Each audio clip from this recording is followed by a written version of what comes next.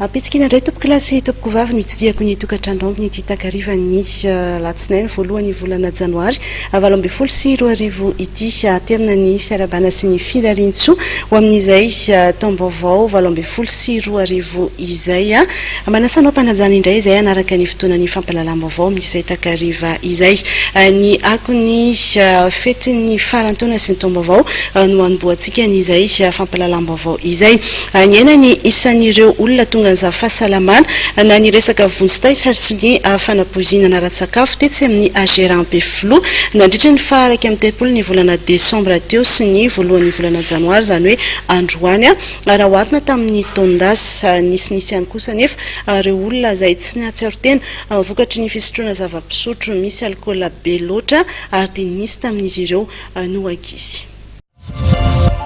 Nahatratra 12 ireo olona tsy nahatsiaro tena nentina teny amin'ny hôpitaly Agéra nandritra ny fetin'ny farantaona sy tamin'ity androany voalohan'ny volana janoary 2024 ity ka ny telo tamin'ny faharaiky amin'ny telopolo volana desambra raha toa ka ny sivy tamin'ity androany ity hatramin'ny efatra raha tolakandro teo.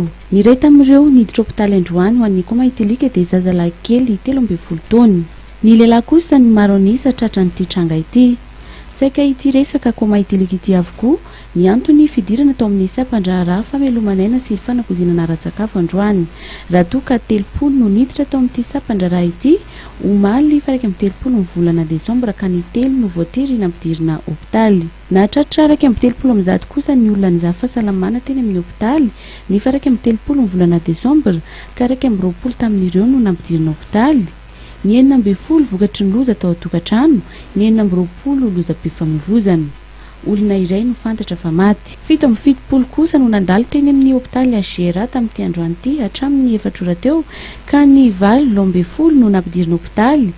Nisy tamin'izy ireo no vokatry ny lozam-pifamoivoizana izay nahazo ny olona 7 avy amin'ny fiangonana Zandriny iray eto Andrenivohitra.